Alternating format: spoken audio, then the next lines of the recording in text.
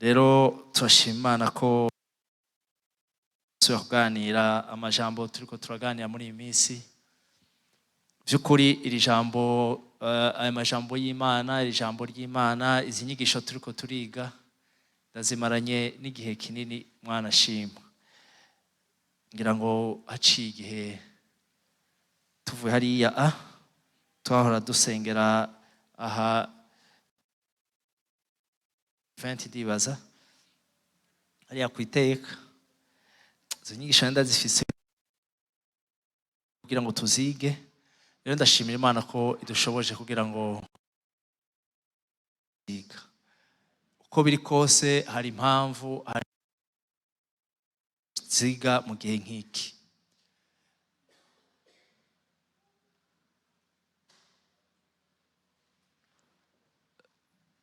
Hariho abantu batumva ikirundi neza, sinzi ko ari uwo begera akabafasha. Enoke sijui kama kuna mtu mwenye anaweza kusaidia, ushobora kumufasha mugi. Okay, mumere nk'abaje inyuma gatoyi. Enoke ikala tu nyuma, jongere tu rudia nyuma.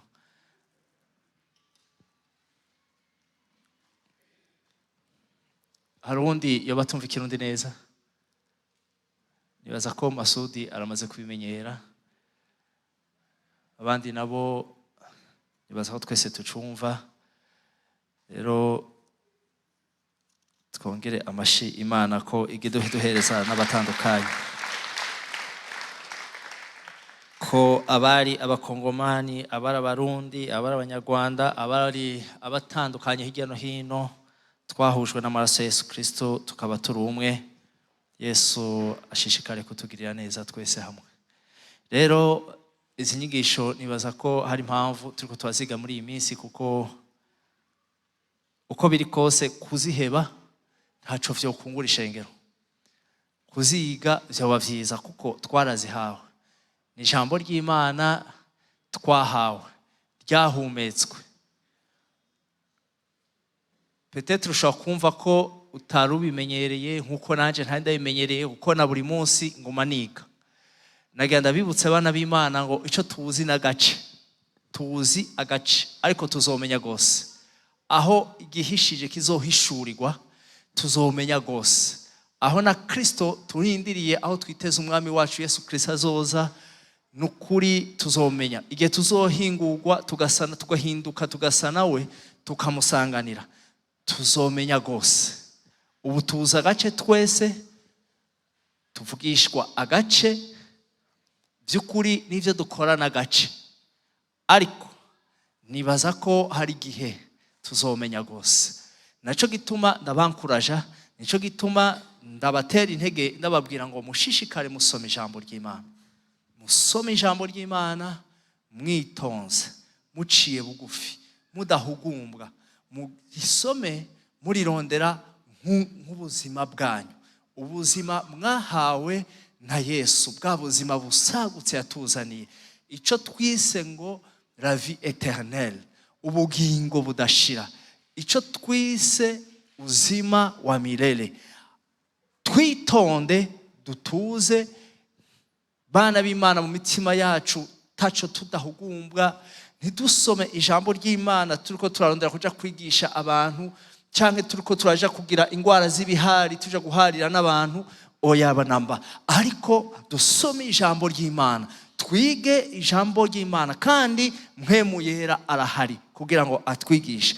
Izo nyigisho ngiye tuzoziga, muzobona yuko byukuri tuzofuta umwanya tucige, tubone yuko ikintu gikenewe muri iyi minsi. Aho mubona n'abantu benshi bitwa ngo ni nabigisha, n'abakozi b'Imana, bitwa ngo biyita abahanuzi, je ndavyita ko biyita, kandi bakiyita ngo ni n'abakozi b'Imana canka abigisha. Byukuri basigaye basoma ijambo ry'Imana bakarisiguza ubwenge bwabo, bakarisiguza amarealite yo muri iyi si. Biragoye bana b'Imana. Twitonde, iri jambo ry'Imana nta wundi ashobora kurisigura. Ivyo tudasobanukirwa, yemwe nagenda bibutse yuko Yesu yaratwemereye yuko azodusigira mpwemu yera. Ariko uwo mpwemu niwe Kristo nyene, kandi Kristo niwe jambo. Yesu yaravuze ngo aya majambo ndababwira niyo mpwemu kandi niyo bugingo. Kandi ndashaka ngo mubyibuke cyane rwose mubigumye mu mitima yacu. Iri jambo ry'Imana ni mpemu. Aya majambo Kristo yatubwiye ubutumwa bwiza afise ubushobozi ni mpemu. Aya majambo rero iyo utayasobanukiwe nta wundi yo bigusobanurira. Si ubwenge bwo muri iyi si, si amareyalite yo muri iyi si. La vérité de la parole de Dieu s'explique par la parole de Dieu, la vérité elle-même. Ni ukuvuga ngo ijambo ry'Imana niryo risigura ijambo ry'Imana. Ijambo ry'Imana utarisobanukiwe, shishikara usoma witonze uciye bugufi, uzosanga inyishu iri mu ijambo ry'Imana. Iryo nibanga ndabibiye kandi muzorikurikirane, muzosanga ari uko muzomenya urukundo rwa Kristo muhishurirwe uburebure bw'amajepfo, amajaruguru, impande zose. Urukundo rwa Kristo muzosobanukirwa yaduhaye mu kuduha ubutumwa bwiza mu ijambo ry'Imana. Mwitondere ijambo ry'Imana, turisome, kandi aya majambo yose yahumetswe na yacu, na yiwanje, na yiwawe, tuyamenye. Nta vya pastori, nta n'ivya banaka, oya na yacu twese. Nawe urahamagariwe kuko Yesu yaratugururiye ca gitoboro, maze na ya maraso yiwe arico cakimazi kimwe cabonetse rimwe gusa kitazosaba gusubirwa n'ibindi bimazi, yaragishishe ahera ho mwijuru, kandi bituma natwe twishikirayo. Ubu yatugize ubwami bw'abaherezi, duhereza imibiri yacu tukayihereza Imana, tukishikira imbere y'Imana tukamuhereza natwe imibiri yacu, kuko Kristo yatubanjirije agatanga umubiri wiwe, amaraso yiwe. Nanje nawe duhamagariwe kwama dutanga. Nico gituma yatugize ubwami bw'abaherezi, twama dutanga imibiri yacu tukayimuhereza nk'ibimazi bizima, byo bituma ari kirite nziza, maze akatuyobora, akaba umubiri yacu akayihindura, akayishushanya na ya shusho ariyo Kristo, ariwe Mana. Tumukomera amashi kubw'ico gikorwa adukorera buri munsi. Rero izi nyigisho turiko twiga igitabo cy'ivyashiro Yohana, tuvuga tuti igitabo ni igitabo by'ukuri gisa n'igisozera n'ubuzima. Ubuzima bw'iki bw'ivyaremwe. Muri ivyo vyaremwe harimo n'umwana w'umuntu. Ndabibutsa, Imana yaremye mu minsi 7. Iheje kurema mu minsi 7, icisubira itanga iminsi 7 ku vyaremwe ngo vyibereho. Yararemye iminsi 7. Ku munsi wa gatandatu nivyo yagize gute? Yahereje ku muntu. Yararemye byose ivyo mubona, ihera mu muco, ikirere, isi, byose, maze akurema n'umwana w'umuntu. Hanyuma ku munsi w'indwi iranonosora. Nukuvuga iki? Ihejeje iyo minsi 7 iheze, ikivuga ngo rero ntanze n'irindi yinga, ntanze n'irindi somene, ntayanze n'indi minsi 7 kugira ngo ibinaremye harimo n'umwana w'umuntu biryoherwe ivyo naremye, babeho. Iyi ndwi yose ivyo naremye harimo n'umwana w'umuntu ndabibahaye. Mugabe inyuma y'iyo ndwi niyahera nzocanza nkureho iyisi ndayigire nshasha, n'umwana w'umuntu ahari nkureho, habe umuntu mushasha azobashushanyijwe nanje. Nivyo duhano tukabona mu ijambo ry'Imana. Ninako vyagenza abasomyi b'ijambo ry'Imana, ivyo murabizi. Iminsi 4 kuva kuri Adamu wa mbere gushaka kuri Adamu wa kabiri. Adamu wa kabiri niwe Yesu. Iminsi 4 yari iheze. Mugabo twibuke ko nivyo twize turiko turategura izi nyigisho. Nuko umunsi umwe mu maso y'Imana ari imyaka ingahe? 1000. Nukuvuga ngo iyo dusanze iminsi 4 yaraheze hagati kuva kuri Adamu gushika kuri Adamu wa kabiri, nukuvuga ngo imyaka 4,000 iyo musoma mu ijambo ry'Imana musanga ariyo imaze guhera. Imyaka 4,000 niyo yabaye hagati ya Adamu wa mbere na Adamu wa kabiri, ariwe Yesu Kristo. Hama Yesu twaravyize navyo mwarabibonye no kubibutsa gusa, avuga ngo jewe rero nanje kuvanje umurimo wanje naje gutangura, nijewe nzosozera. Mugabo nzosozera ryari?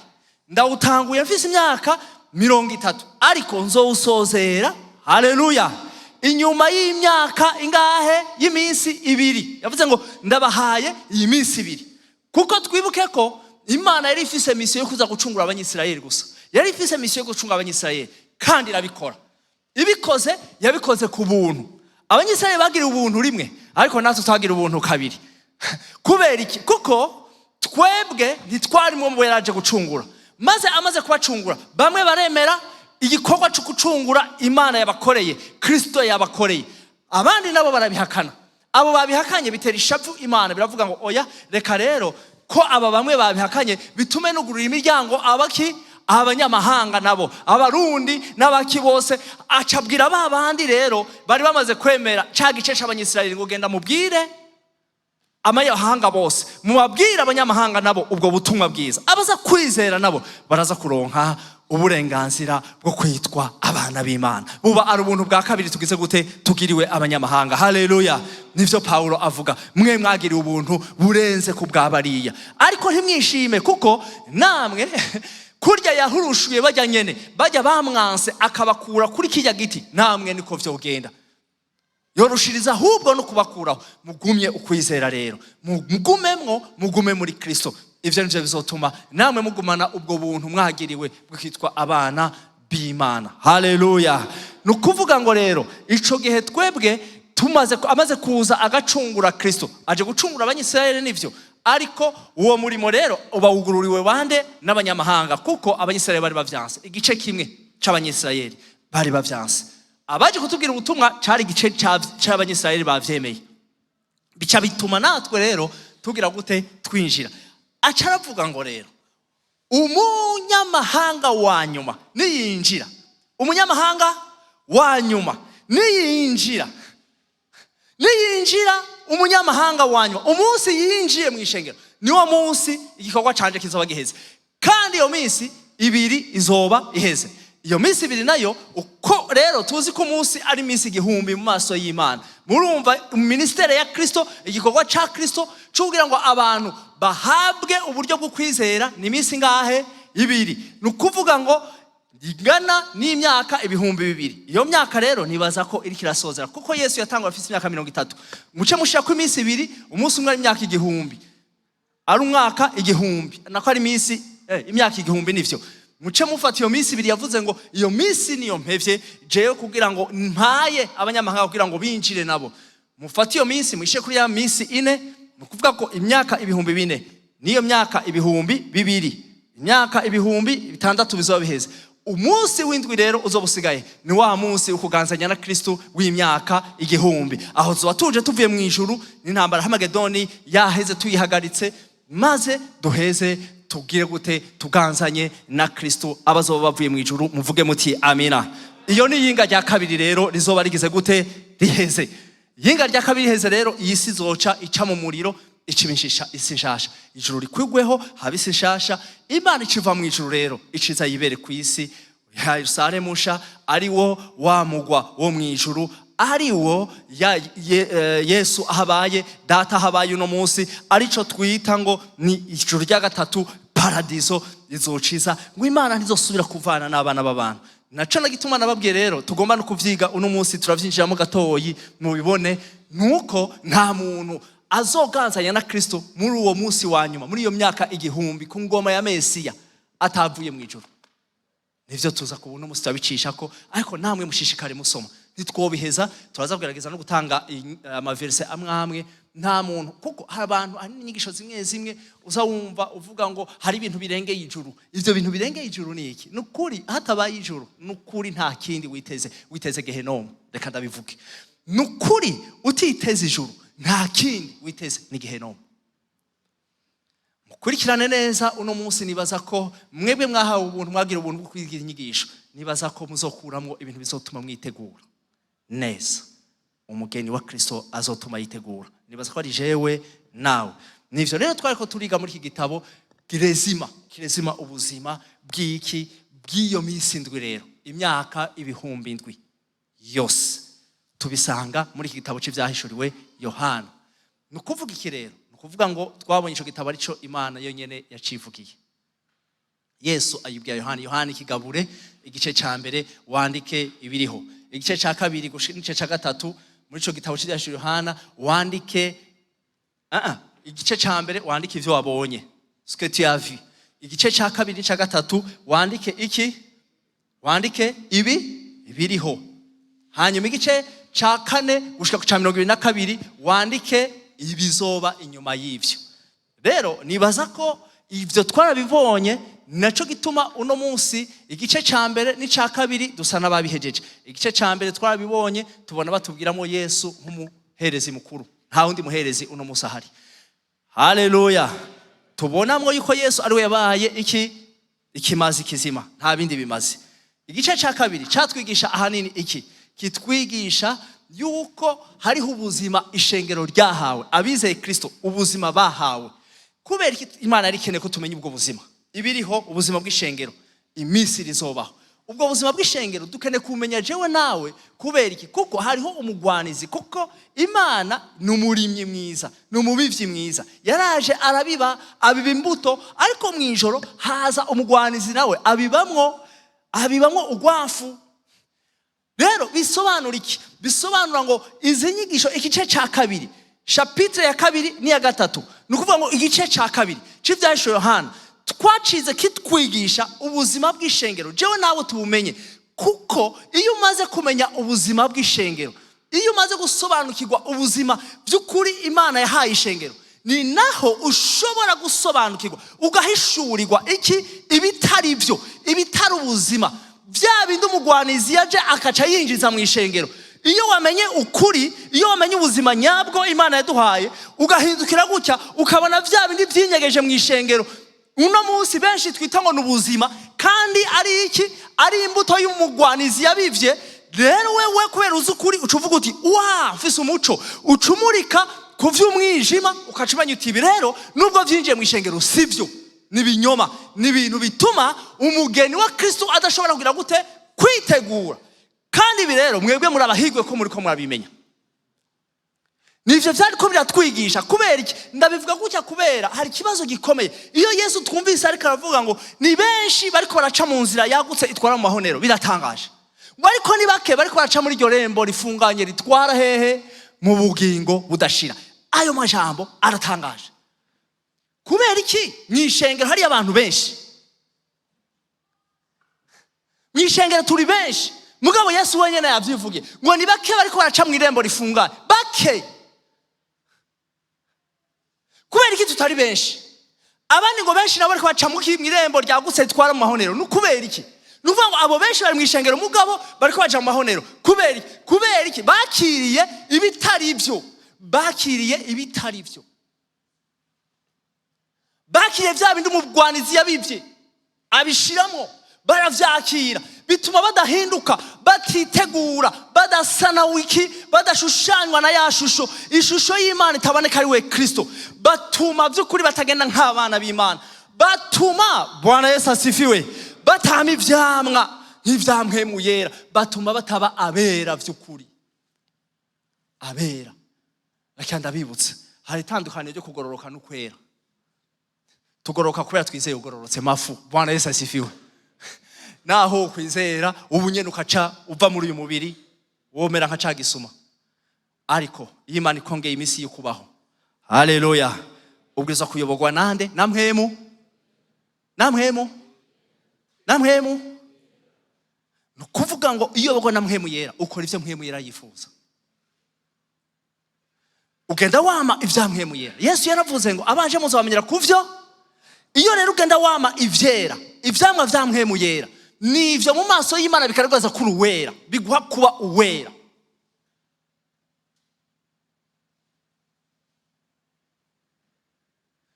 Ubu wera kubera wambaye impuzu zigara ngaha canke wama wiyeje canke oya, ubu wera kubera ugenda uyobogwa na mwemu yera, ukora ibikorwa vya mwemu yera.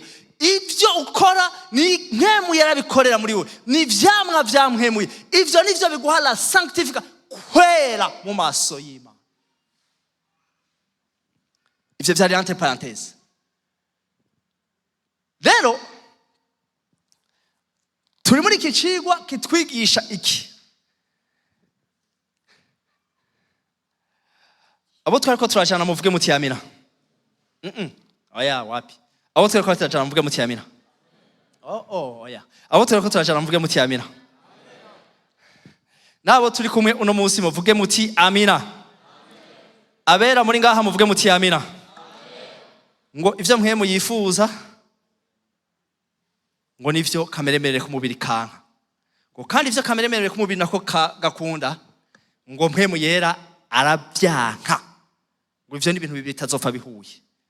Rero abana b'Imana bose n'abayoborwa na mpwemu yera, abumvira mpwemu yera ico avuga mugakora ivyo mpwemu yera yifuza, mumukomera amashi kuko byose ni wabidushoboza. Namwe mwiyongere ayandi mashi menshi. Rero twari tugeze aho turiko turiga mu gice kitwigisha ivy'isarura. Ikibazo rero cari kihari ni cyahe, hari n'abambajije ibibazo byinshi. Ikibazo kihari ni iki? Twari tugeze aho tubona karendiriye by'ukuri ikirangamisi Imana yahaye abanyisirayeli ibakuye muri Egiputa ibatwara mu gihugu cyabo. Kandi mwibuke ko twabonye ko Imana yise Isirayeli yitwa Isirayeli kubera yabayemwo iki? Abanyisirayeli. Si abanyisirayeli biswe abanyisirayeli kubera babaye mu gihugu cyitwa Isirayeli, oya, ahubwo ubwo butaka ico gihugu cyahawe izina ryitwa Isirayeli kubera caje gutugwamwo, caje kubamwo abantu bafise izina ryande Isirayeli. Isirayeli murazi ko yari Yakobo. Nico gituma nababwiye ngo na Yerusalemu nsha yiswe umugeni wa Kristo kubera ariho hazoba umugeni wa Kristo. Niryo zina rya Yerusalemu nsha kubera ariho hagene kuzoba umugeni wa Kristo. Umugeni wa Kristo nazo kwitwa umugeni wa Kristo kubera azoba Yerusalemu sha. Oya, ahubwo Yerusalemu sha izoronka izina ry'umugeni wa Kristo, na izo kwitwa umugeni wa Kristo kubera izo bigiye gutugwamwo kubamwo abantu bafise izina ryitwa ngo umugeni wande wa Kristo. Byumve neza, hari gituma ndabivuze ivyo ndanabihereyeko. Nukuvuga ngo Imana ibatwaye yabahaye karendiriye, iyo karendiriye twarabonye ivyarimo bibiri ivy'imisi mikuru, ibabwira ngo muzahora muhimbaza imisi mikuru gutya. Ivy'imisi mikuru twarabibonye ko ari imisi mikuru indwi, iyo twarabibonye mwese ngira ngo ubu musigaye muyizi, n'abari kwarakurikirana dufise ama video muze murara mu bisubiremo bizobafasha. Nonse zabigarukako umunsi mukuru w'iki wa Pasika, umunsi mukuru w'iki w'imikate itambi imitsima itambi, umunsi mukuru w'iki mishuzo de premise, umunsi mukuru w'iki wa Shavuote ari wo munsi mukuru w'iki twita uno munsi wa Pentecote Yesu yarawushikije, umunsi mukuru w'iki w'inzamba ari wo munsi mukuru turindiriye. Rero ubu Yesu atarashitsa niwo munsi mukuru w'inzamba, ngo aho tuzokumva inzamba Imana izokwivugiriza pana marayika, Imana yenyene izokwivugiriza, jewe nawe twatatugira ngo pyu. Ariko ivyo bintu muravyibaza, muramuvyiyumvira? Iyo ngeze ngahaca ngira pause jewe, iyo evenema murayumva mwebwe?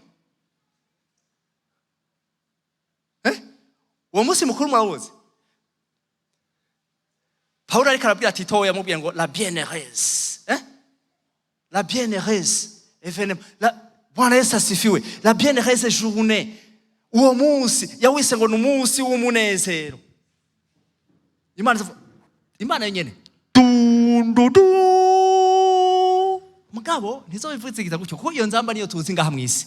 Imana izobivuze ngo mugeni w'umuhungu wanje ingo, ngo tuzobisoma mwumve, ngo Imana yivuze ngo ijwi ryayo ngo rimeze nk'iry'inzamba. Bwana Yesu asifiwe.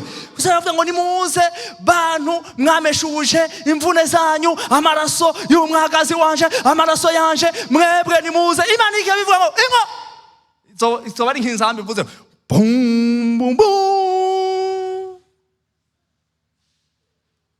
Jewe namwe ndabapinze iyo tuzotugiye. Ari abantu wenda bivuga ko yabaza ngo ni birori, rero bitakuwa.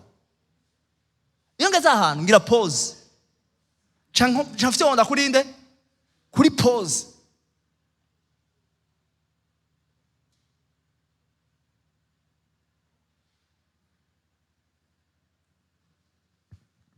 Sinzi gene tuhiyumvira jewe namwe, sinzi wowe ngene uhiyumvira muri wowe.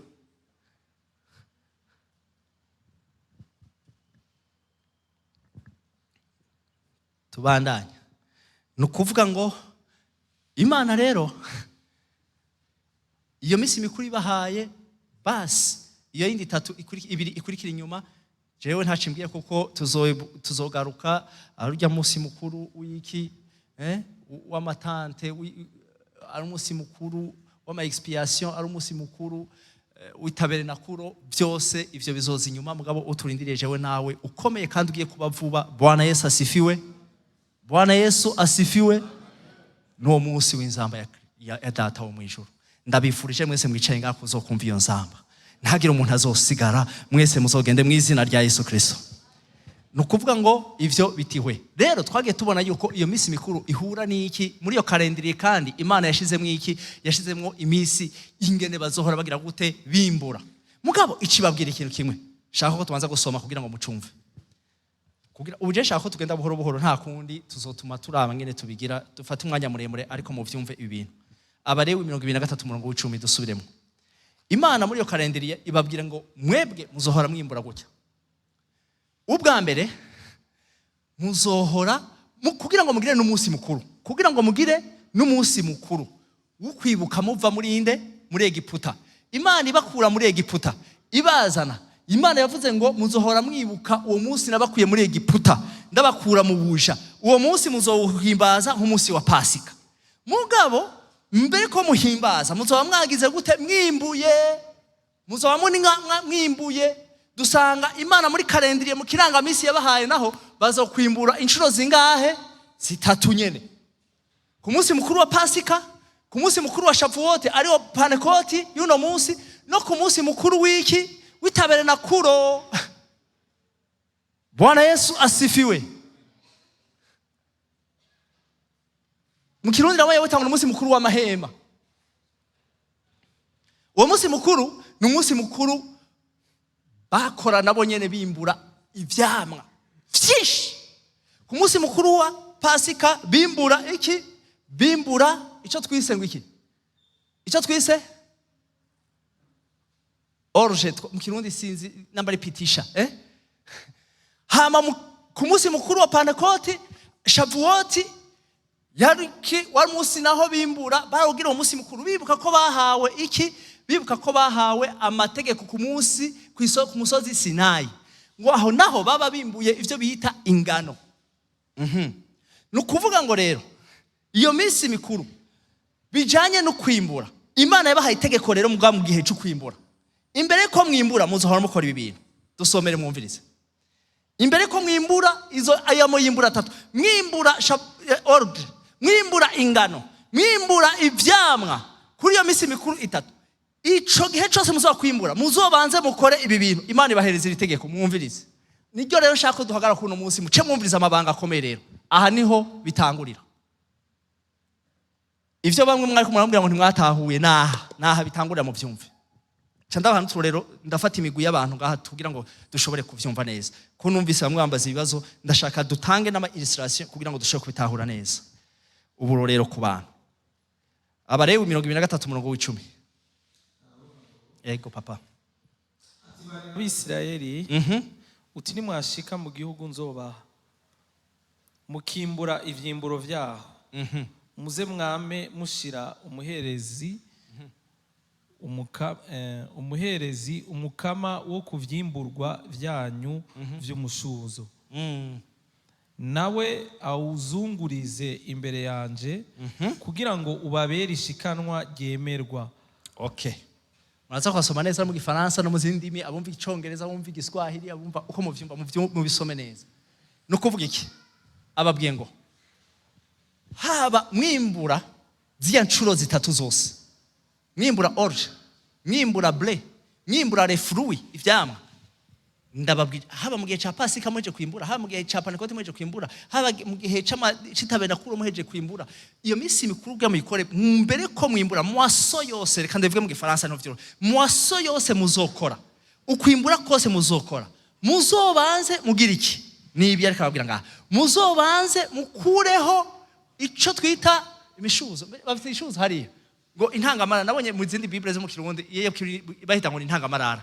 Muzobanze mukureho dukeyi tw'intanga marara tw'umushuzo, mudukureho imbere yuko mugira gute mwimbura, mudukure mukurikirana ahantu nitwatakaraha n'ibindi byose bizaba bipfuye. Muzobanze, twabonye ko Pasika Yesu yarayishikije, Pentekote yarayishikije, n'ibyo bindi by'inyuma zo kubishitsa ya misi mikuru yindi. Imitsima itambi yarayishikije, umunsi mukuru w'imishuzo yarawushikije, arazuka. Umunsi mukuru wa Shavuoti niwe yabaye Pentekote, kuko Shavuoti mwibuke bibuka bahabwa amasezerano ku musozi, kandi bariko barayahabwa ngo nyamugigima zaraye imituragarira kubita. Bariko bara muri Pentekote mpemu yera naho aza. Imisi 50 inyuma ya Pasika niho habaye Shavuoti hariya ku musozi Sinai. Kandi imisi 50 inyuma ya Pasika Yesu amaze gupfa niho habaye Pentekote nyene. Imisi 50 kuri ya misi nyene higeze yihenda yabaye gutyo nyene. Nico gituma cakiranga misi Imana c'abanyisirayeli yari abanyisirayeli. Abantu bibaza n'abagisoma no munsi harabagisoma hagishira mu ngiro kujya nukwihenda. Mwumve nukwihenda bijya bintu. Abantu bakora ya misi mikuru bariko barabira kuri kijya kiranga misi c'abanyisirayeli nukwihenda, kuko bijya Yesu yaramaze kubishitsa. Yarabishikije mu bundi buryo. Uwo munsi wa Shavuoti ushahinduka uca witwa Pentekote. Umunsi wo guhabwa amategeko Shavuoti ucohinduka umunsi wo guhabwa nde? Mpemu yera. Umunsi wo guhabwa itegeko ry'icaha n'urupfu ucohinduka umunsi wo guhabwa itegeko ry'impemu muri Yesu Kristo, ry'ubuzima muri Yesu Kristo. Haleluya. Ivyo tuzobigaruka ko hanyuma, ariko reka mubanze mwumvirize. Nukuvuga ngo ahejeje we waravuga ngo rero ku munsi wa Pasika muzoba mwimbuye. Hazoba ibambura rya mbere. Mwimbure orge. Mu Kirundi birangora no kuri mubabarira kuvuga mu Kirundi. Ku munsi wa Pentekote wa Shavuoti mwe muzokwimbura ble. Imana ibabwira ngo muzomugira umunsi mukuru mwimbura ingano. Ku munsi w'itabernakulo muzohora mugira gute? Mwimbura ibindi vyamwa vyose. Nukuvuga ko mwaso ya mbere, ukwimbura kwa mbere kwaba Pasika, ukwa kabiri iyimbura rya kabiri barikora mu gihe cande cha Shavuoti, mu gihe iyimbura rya gatatu bakarigira mu gihe ciki c'umunsi mikuru wiki w'itabernakulo. Mugabe manshi babwira ngo aya mayimbura yose uko ari atatu muzobanza gukuraho umushuzo. Muce mugira gute? Imbere ko mwimbura muzokuraho bikeyi mubizana imbere yanje. Hama mubihereze umuhereze mukuru. Umuhereze mukuru aca bimijagira imbere yanje. Abimijagira imbere yanje. Hama nanje cemvuga ngo ndavyemeye. Iyo ni Imana yivuze. Imana ikivyemeza. Iyo akoro Imana uko kwemeza kw'Imana nukuvuga ngo ihaye uburenganzira wa muhereze mukuru, genda ubambwire rero baheze bagende bagire gute? Basarure bimbure n'ivyari bisigaye hehe? Mu murima. Niyo condition. Nico twita ngo principe de prémisse muri moisson. Mu kwimbura habwirizwa. Navyo Imana yabishikanye gute? Kubindi vyose yabishikanye Yesu, navyo yabishikanye gute? Hinge mu vyumvirize rengera yabishikanye. Nibi turiko turiga. Muvuge muti amina. Abatahuye gushangaho basi mvuge muti amina. Mwahatahuye aho? Abo turi kumwe mvuge muti amina. Niko vyabiri muri kalendari hariya. Mugabo Yesu nawe yagiye arabishitsa. None no munsi naho yabishitije gute? Nge mwumvirize rero. Muvuge muti amina. Ndabivuga gutya rero. Kuri wa munsi wa Pasika Yesu apfa, aho abandi bimbura iki? Orge sinzi nge nayibonye bayita mu Kirundi. Orge sinzi mwabonye ngo pishita. Orge bayita ngo pishita, nivyo ni pishita nyine. Exode 9:31. Kuvayo 9:31 muraza kubisoma. Aho rero barimbura.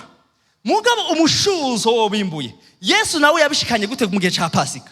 Nuko mu gihe ca Pasika habaye iyimbura. Iyo mbura ryabaye inyuma y'umunsi wa Pasika mu gihe ca Pasika. Arico bita mwaso. Iyo tuvuze mwaso rero kwimbura, mwumve iki? Mwumve kuzuka. Kuzuka.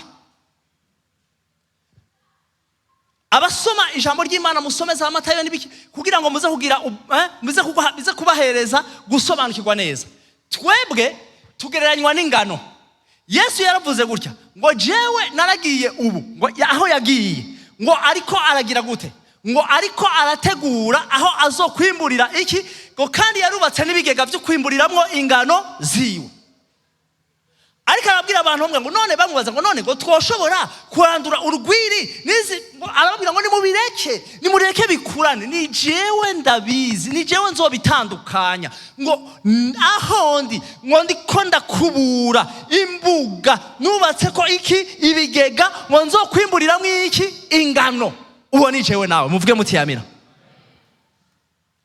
Nukuvuga iki rero, ku munsi nyuma y'umunsi ya Pasika Yesu yarimbuye mwaso ya mbere yabaye yo kwimbura, yagize gute, yimbuye abari baramwizeye abera, habaye iyimbura muri mwaso ya mbere ukuzuka. Mubanze mwumviriza entre parenthèses kugira mu vyumve ijambo ry'Imana, muzobona tuzovyiga jewe namwe, ritubwira amazuka makuru abiri.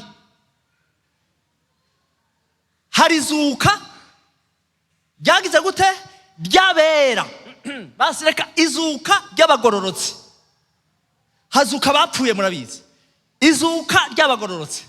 Ijambo ry'Imana rikavuga n'izuka ry'iki, ry'abatabagororotsi. Rero abagororotsi muri iri zuka ry'abagororotsi bazozuka, tuzosangamo imigwi indwi y'abagororotsi. Iyo migwi indwi izozuka mu bihe bitandukanye, indwi nyene. Nukuvuga ngo hari imigwi indwi y'abagororotsi izozuka mu bihe indwi bitandukanye. Kandi ubu uno munsi aho turi mu vyumve ndababwire, uno munsi aho tugeze hamaze kuzuka imigwi ibiri. Turabibona abo turi kumwe, mvuge muti amina. Muri iri zuka ry'abatize ry'abatarabagororotsi bazozuka ya myaka 1000 iheze, bazukira kuja muri gehenomu.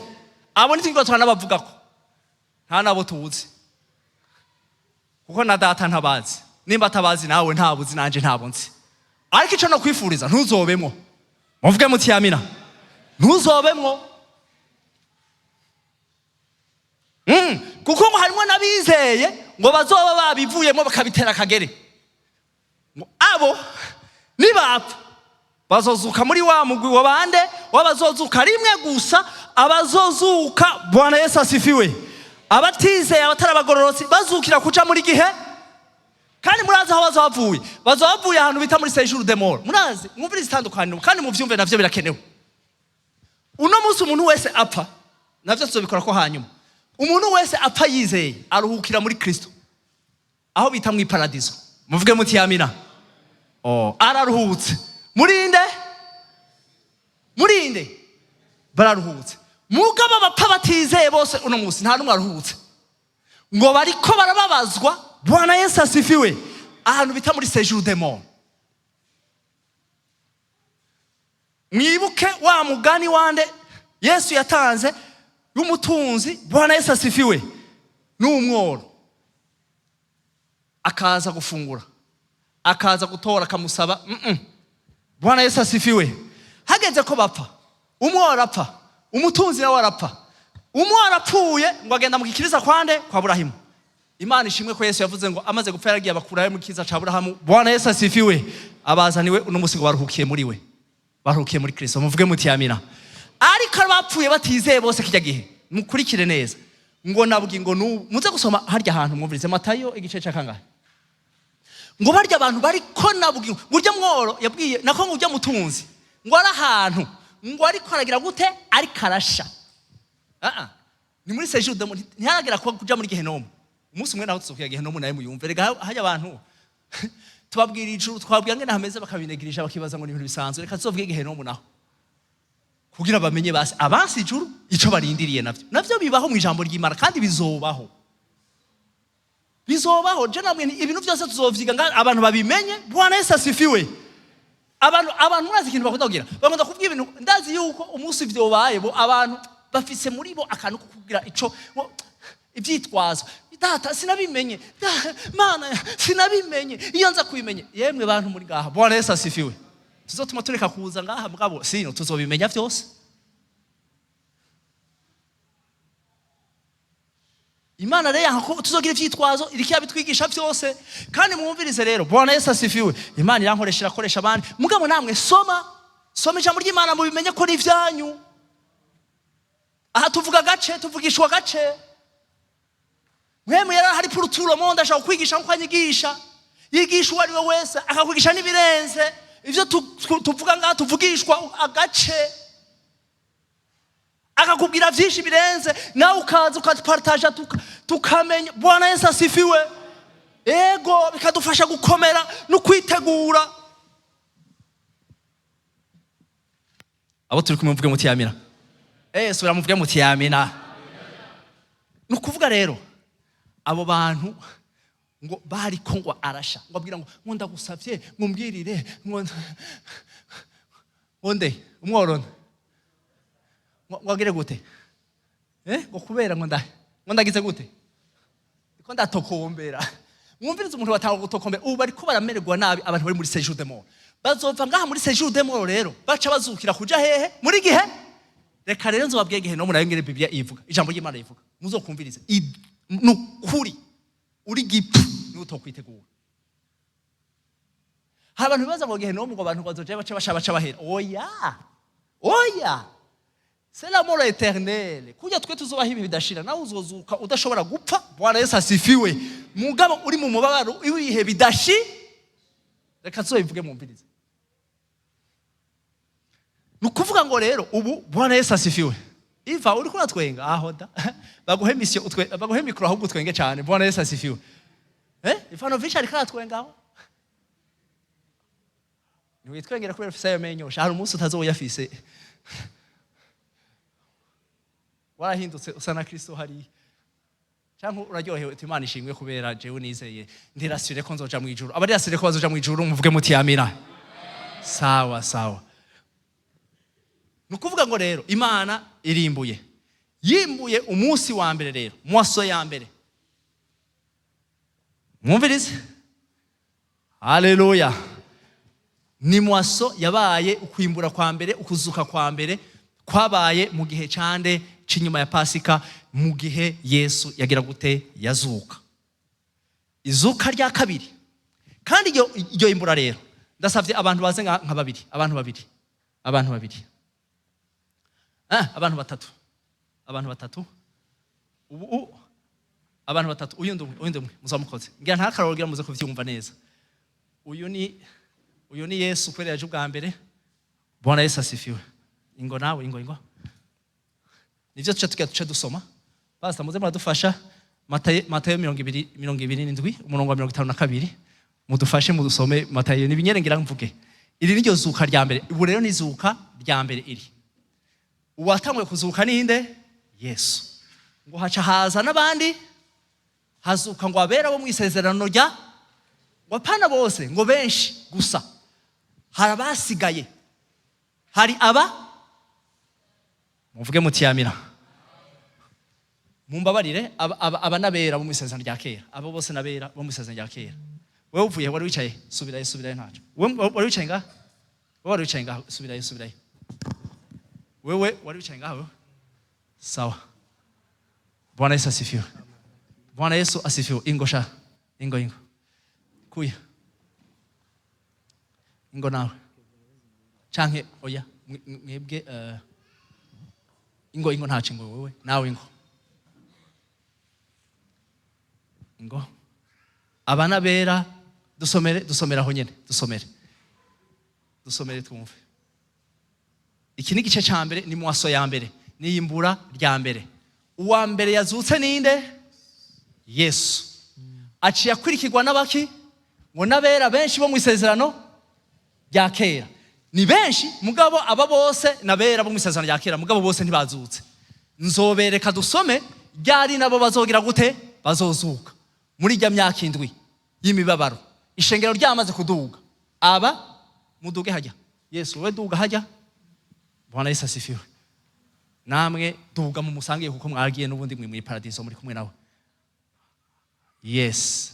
Aba rero barasigaye namwe muzozuka tuzosoma hanyuma murabe igihe bazozuka aba rero aba Yesu we tandukana nabo we jahige. Aba nabera bo mu isezerano mubite ngo nabera benshi bo mu isezerano. Ni ukuvuga ngo aba basigaye n'abera bo mu isezerano. Aba rero reka tubite ko ari iki? Umushuzo. Iyi ni premise. Uyu murima wose wo mu isezerano rya kera ry'abera. Haleluya. Aba nibo babaye iki? Mugabo imbere y'umushuzo hari gutangura uyu mushuzo ninde? Ni Yesu. Niwe mu wa mbere mu bagize gute? Niwe wa mbere mu bazu. Yes. Reka tubaze tubisome ibyo. Dusomere papa. Matayo 27 umurongo wa 52. Avuga ngo imva ziruguruka, imivyimba myinshi y'abera bari basinziriye irazurwa. Bava mu mva amaze kuzuka. Bashika mu gisagara cera babonekera benshi.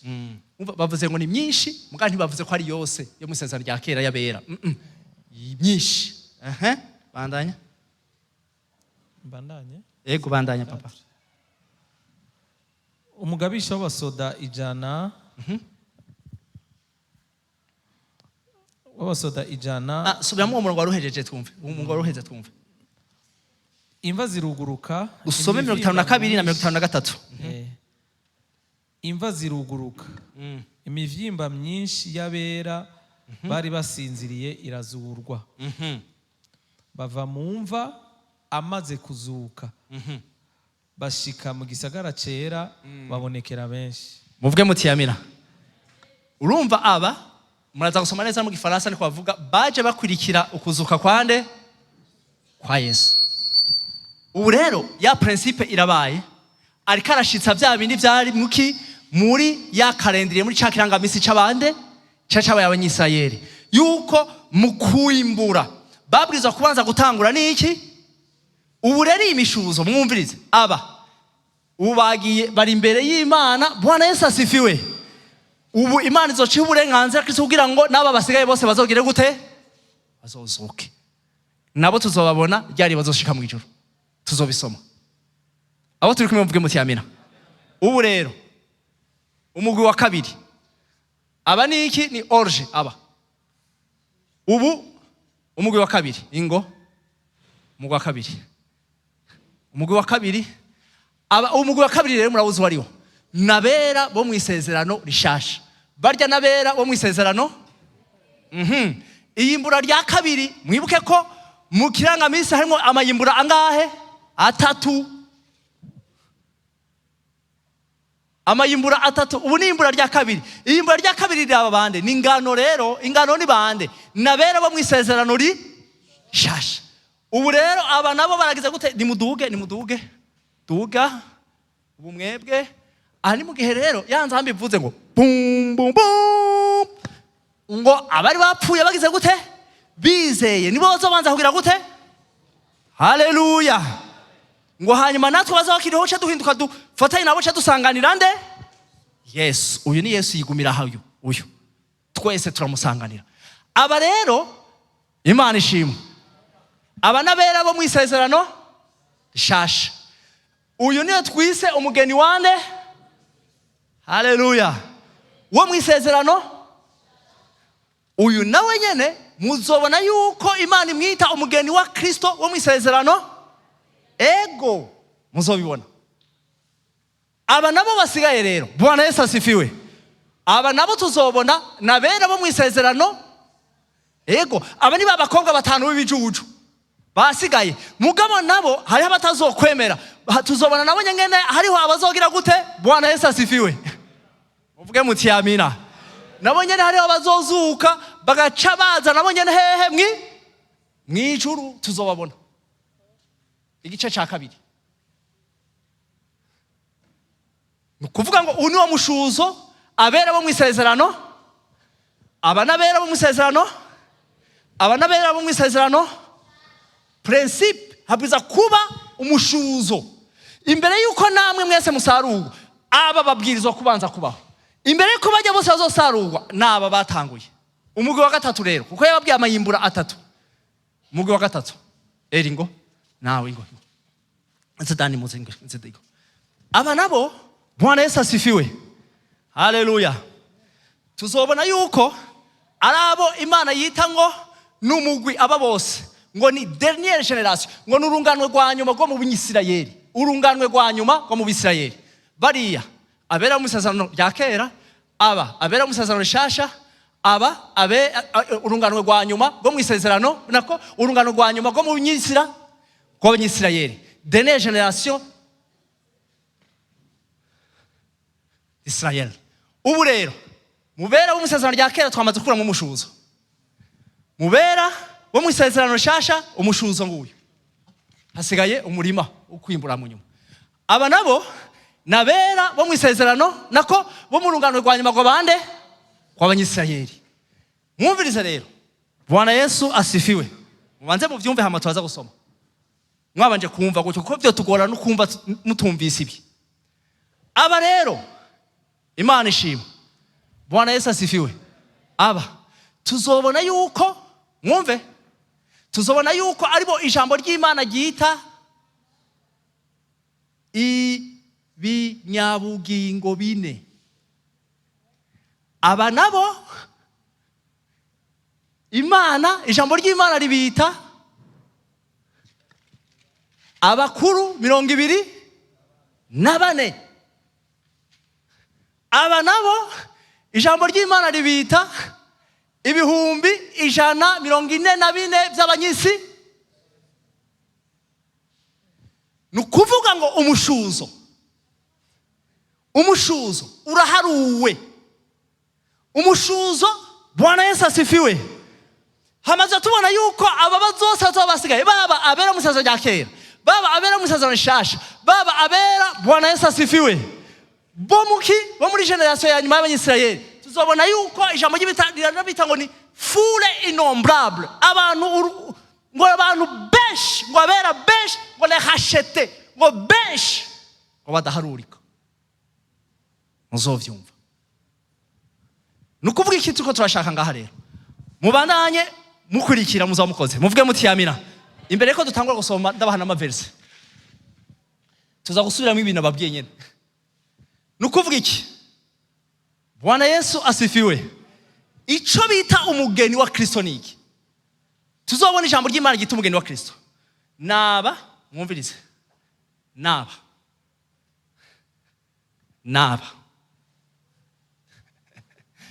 Bose aba rero nibo Bwana Yesu asifiwe. Nukuvuga ngo ndaza kubaha amaverse ndabereka aho aba umushuzo mu isezerano rya kera, ibinyabugingo bine, abatama 24. Nukuvuga ngo babandi bera mu isezerano rishasha, n'ibihumbi 144 byabo by'abande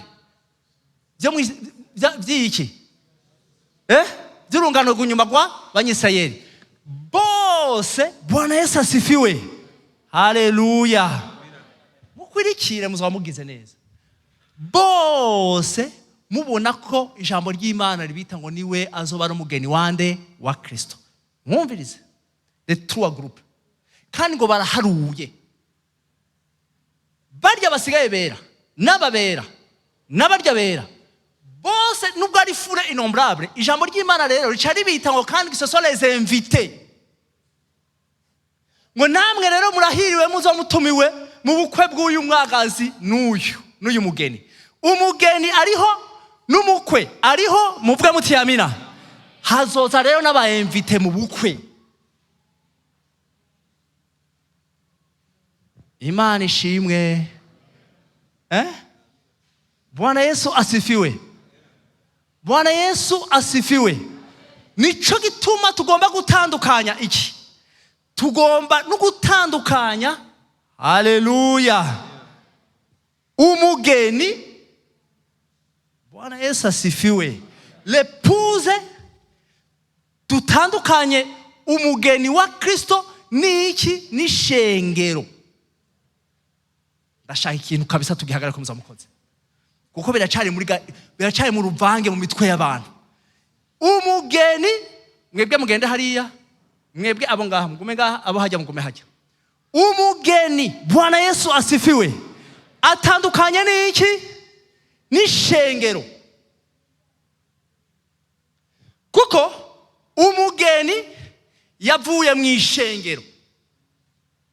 Ishengero ni umubiri wande wa Kristo.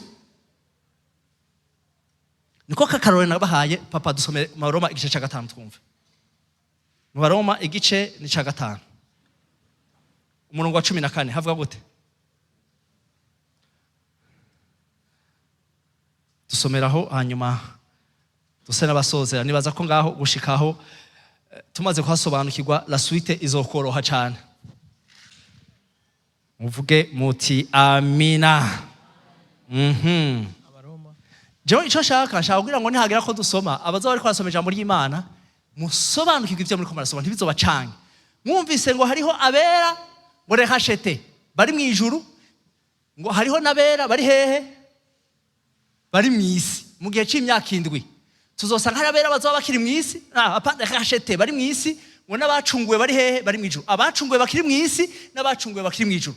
Abo bacunguwe bazaba bari mu ijuru ni bande? Abo bacunguwe bazaba bari mu isi ni bande? Nzoberekana amaverse yose n'iby'ijambo ry'Imana ribavugako. Dusomera Abaroma ngaho banze kugira ngo 5 igice cya 4 umurongo wa 14. Rome 5:14. Abaroma igice cya 5 umurongo wa 14. Havuga ngo ariko uhereye kuri Adamu ukageza kuri Mose urupfu rwaganza n'abatakoze icyaha gisa n'igicumuro cya Adamu. Yari igishushanyo cy'uwagira azaze. Wow! Nukuvuga ngo Adamu wa mbere yari iki? Yari iki? Igishushanyo. Yari igishushanyo cya Adamu wundi agira gute? Imana yari izi yuko le premier Adam va faillir. Azogira gute? Azotsindwa. Atazobishobora. Ariko Adamu wa kabiri azoza arugize gute? Harunesha azobishobora. Bwana Yesu asifiwe. Abo turi kumwe mvuge muti amina. Abo ariko bakurikira mvuge muti amina. Nukuvuga ngo haleluya. Ni murabe. Mwese murabizi. Adamu niho nasigura bijya nuko mbadiko ndirukanga.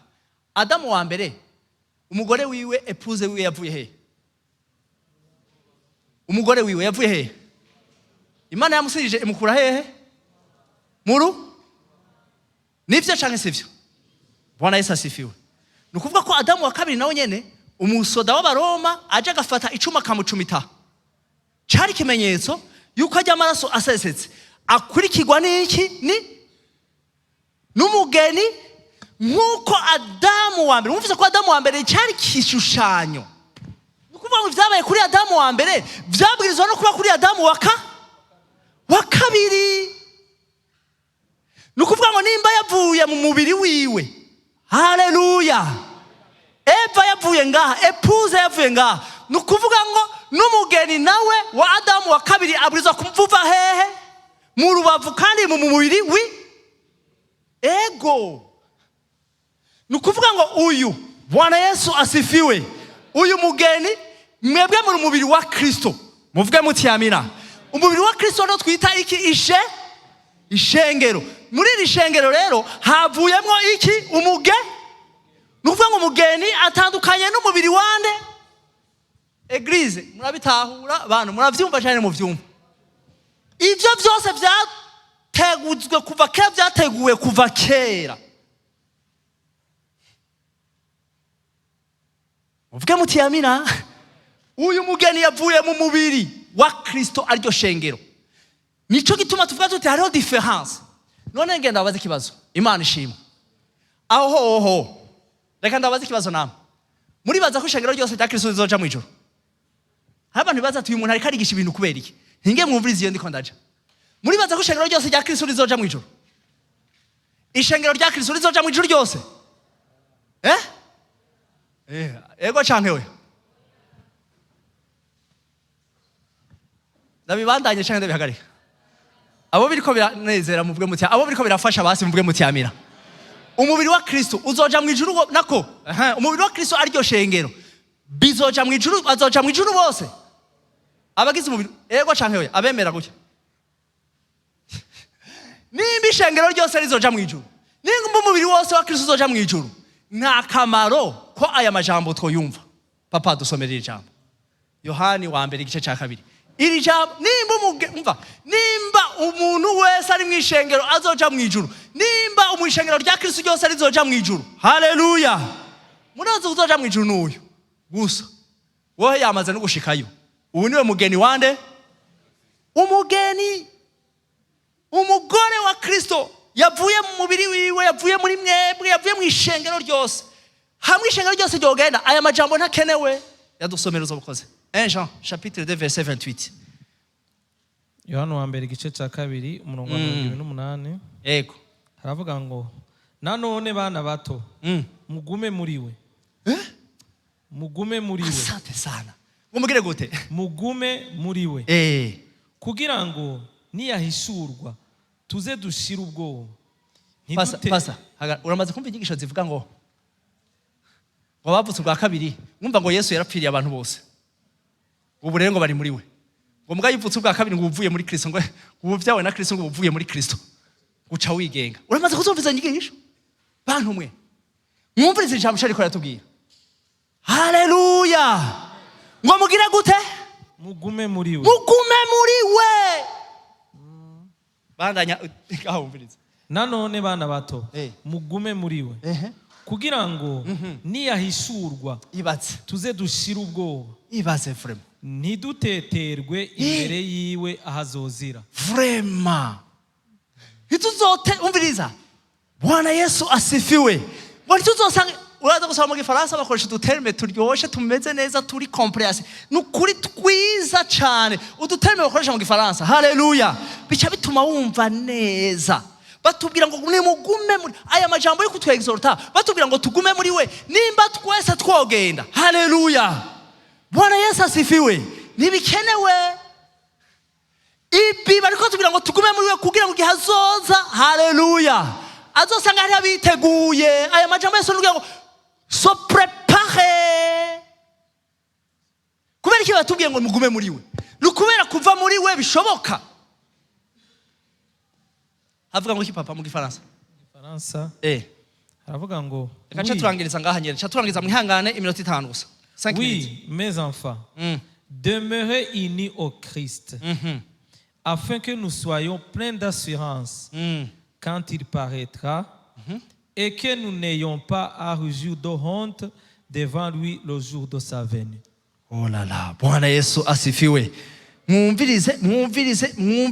Hari hindi jambo je nasomye, hari hindi version nasomye. Ngo demeurer en lui pour ne pas être loin de lui le jour de son apparition. Umva ntuzafanya ngo turi gute? Ngo ne pas être loin de lui. Ngo demeurer en lui. Kugira ngo niyaza ngo ntazasange muri loin de lui. Niko nasanze, niko haravuze ariko muravyumva kubera iki bari katubwira. Nuko umunsi azoza uyu Paulo arikabwira abandi. Ntarikabwira ishengero. Arikabwira abapagani, arikabwira ishengero. Nuko muri iryo shengero Bwana Yesu asifiwe. Hari abari karabwira, hariho n'abatariko baravyumva, bazosanga bari kure kandi namwe muzoboresha amaso. Mugabo wewe ntuzoba urimo, jewe sinzoba ndimwo. Muvuge muti amina. Nukuri. Soma n'iryo rya kabiri hama ce turangiza. Somera ya 2 ce turangiza. Somera Apocalypse nayo. Apocalypse 3:14 à 16. Ucunsomera na Apocalypse 7:19 cha turangiriza ngaho tuzobandanye kwa 4. Abafise ibibazo muzobibaza. Yahishuriwe igice cya 3 umurongo wa 14 kugeza kuri 16. Wandikira umumarayika w'ishengero ry'Laodikiya uti uwiyita amen, icyabona cyo kwizigirwa kandi cy'ukuri, inkomoko y'ivyaremwe n'Imana, aravuga ibi ngo ndazi ibikorwa byawe yuko udakonje kandi ntubire, icyo mugakonja canke ukabira. Ego arikabwira ishengero, arikabwira ishengero kwa pastor. Nukuvuga ko muri iryo shengero harimo abagize gute? Harimo abagize gute? Abadashushe cyane batagize gute? Bwana Yesu asifiwe. Bari hagati na hagati tuzuyazi bari kandi bari mu ishengero. Abone bari karabwira ngo icomo imumve Yesu niwe yivugiye ngo icompa basi. Bwana Yesu asifiwe. Ugafata position imwe, ugafata position y'umuntu ari hanze akabivamwo, canke winjire neza ube muri wa mugeni. Muvuge muti amina. ariko niwaguma uri akazu yazi nawe nzokudahwa nka wa wundi wo hanze nyene. Ariko abwira ishengero ariko abwira batize ishengero. Ndiko ndabigisha ngo hari itandukaniro ry'umugeni wa Kristo n'ishengero. Jewe nawe tubwirizwa kuba mu mugwi wa bande. Haleluya. Waba tugiye gusoma ngaha rero mubumvirize. Apocalypse 19. Ivyasho Yohana 19. Umurongo windwi gushika ku 9. Ivyahishuriwe 19. Umurongo windwi gushika ku 9 haravuga ngo tunezerwe. Duhimbarwe. Urumva n'umunezero mwijuru deja baranezerewe. Duhimbarwe. Tuyihe icubahiro. Kuko ubukwe bwa wa mwagazi w'intama bushitse. Ubukwe bwa wa mwagazi w'intama buragize gute? Burashitse. Aha. Umugeni wiwe ariteguye. C'est fini. Hariho preparation y'umugeni. Apana ishengero n'igite umugeni wiwe. Bwana Yesu asifiwe. Nico gituma batubwiye ngo umuki ngo hariho umugeni wiki wibwenge akaba n'umugeni wiki w'ikiju bose bari mu ishengero. Umugeni we yagize gute yiteguye. Hariho kwitegura mwumviriza shengero. Kwitegura niwitegure wewe wizeye Kristo. Uwiteguye wese yiswe umugeni. Uwe wenyene ni wazomusanganira ngo tunezerwe. Mwumve hazomunezero mu ijuru iyo wa muntu. Haleluya. Yagumye yiteguye, yagumye ari tayari, atari kure. Uwo ngo niyaza rero hazoba hari n'umunezero mu ijuru. Uwo ni jewe nawe. Kwitegura ni ryari? Ntituzokwitegura umunsi Yesu azogutora ishengero. Twitegura uno munsi. Abiteguye baguma bamesuza imvune zabo amaraso y'umwagazi, bagendera mu ijambo ry'Imana, bakagendera mu kuri, bakagendera mu kugororoka kw'Imana, bakagenda nk'abatari isi, bakagenda bayoborwa na mpwemu yera, bakagenda bahonyuraho Yesu yahonyoye, bagira wa mutima wari muri Yesu. Mwe mufise muvuge muti amina. Nimwebwe muri ko murabwirwa umugeni yiteguye. Nimwitegure bana b'Imana. Mwumvirize. Haleluya. Harageze igihe uyu mugabo nico mpereje ko araduga mu ijuru. Rangiza papa. Umurongo 8. Kandi yahawe kwambara impuzu zera nziza zikayangana zitanduye. Izo mpuzu zera nziza nizo bikorwa vyo kugororoka vy'abera. Haleluya. Umumarayika arambarira ati andika uti hahirwa abatorewe gutaha ubukwe bwa wa mwagazi. Kandi arambarira atayo n'amajambo y'ukuri y'Imana. Ni ijambo ry'ukuri ryande? C'est Arthur ari gaha imbere. Muntu wicaye ngaha, muntu uri kurakurikira, umenye ko ari ijambo ry'ukuri ry'Imana. Prépare-toi. Gendera mu bikorwa vyo kugororoka. Gendera mu bikorwa vyo kugororoka. Uwizeye ugororotse akwiye gukora ibigororotse. Muvuge muti amina.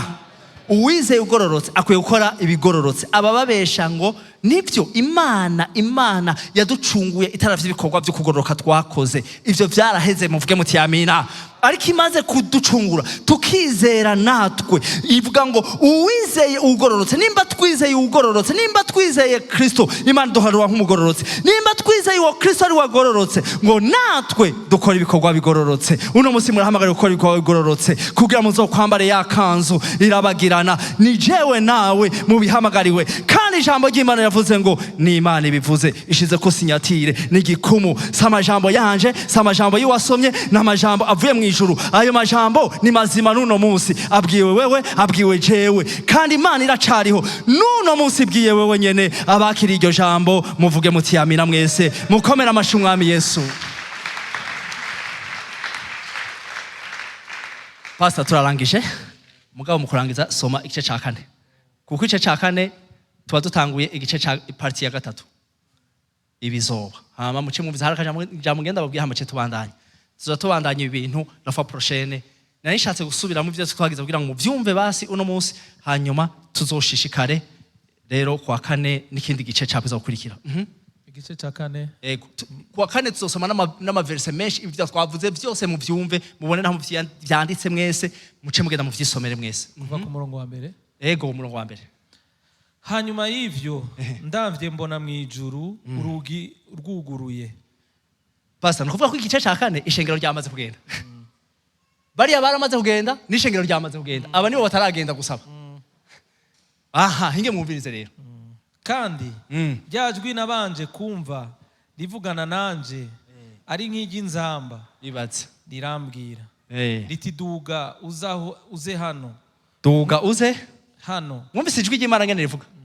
Inzamba. Inzamba, nkwereke ibikwiye kuzobaho. Rivuga ngo uza hano, ingo hano mugabo rivuga nk'iki? Nk'ijwi ry'inzamba. Ibi muko muravyumva? Riko rivuga ngo hano mugabo rivuga nk'iki? Nk'inzamba. Abo turi kumwe mvuge muti amina. Amen. Ni kirundi gisanzwe. Shaka ntimuze kuvuga amakosa kuko hari abantu babikora bakubera kutabimenya. Ngo wigihe ngo inzamba ya nyuma ngo imumarayika izovuga ugasanga umuntu kumbe inzamba yacu twe turindire si umumarayika. Abarindira inzamba y'umumarayika Bwana Yesu asifiwe. Nabazo barashitse mu gihe cyane Kristo. Abazozuka navyo nzobibereka rero kwa kane. Ingene abantu bazogenda barazuka bakurikirana. Ingene bazogenda bakurikirana. Karibu sane mwandike kandi nazo kubizobafasha ibintu byinshi. Inyuma yaho rero tuzokwiga ibintu bizotuma twitegura rero. Muzokumviriza. Ibi biracari ntangamarara. Aciye avuga ngo nkwereke ibikwiye kuzobaho hanyuma y'ivyo. Hanyuma y'ivyo ndakwereka ibikwiye guha inyuma rero yuko ishengero ryagiye. Inyuma yavyo bigiye kubanda bikwereke. Ingo. Ako kanya mba muri mwemu. Kandi mbona intebe iteretse mu ijuru. Nge murabi ntaciye abona. Mbona n'uwivyagiye. Abonye n'uwivyagiye. Warayivyagiye. Waravyagiye yasa nk'akabuyenge kitwa yasipi nakitwa sarudiyo. Kandi umunywa amazi wari ukikije iyo ntebe. Pastor mbabarira. Hari umuntu yambwiye ngo reka ndabivuge nyene ngaha nyene ntaco. Imana ishimwe. Namwe mu bikamere neza muzamukoze. Hari umuntu yambwiye ngo je sinkunda no kubiraba kenshi n'ukuri. Mbabarira. Hari umuntu yambwiye ngo hari umuntu ngo yabonye ngo tudutara bacavuga ngo twebwe ngo twashize hidarapo ngo yaba homosexuel ngo mwishengero. Ariko ndashimana ko ngo hari abandi baca bamubwira ngo wewe aho kumviriza ivyo bariko baravuga uraba ivy'amatara wewe. Bwana Yesu asifiwe. Ngo aya mabara ngo nayiki? Ngo nayo homosexuel. Mwumvirize ngo kubera iki? Ngo kubera homosexuel ngo bafashe iki? Ngo iki? Ngo bafashe ngo amabara y'umunywama umunywa amazi. Ngo niyo darapo yabo umunywa amazi. Ndabira Imana yo mwijuru. Ndabira Imana yo mwijuru. Nimundabira ikimenyetso Bwana Yesu asifiwe. Ahubwo biranta sinzi genda navyibutsa ahubwo.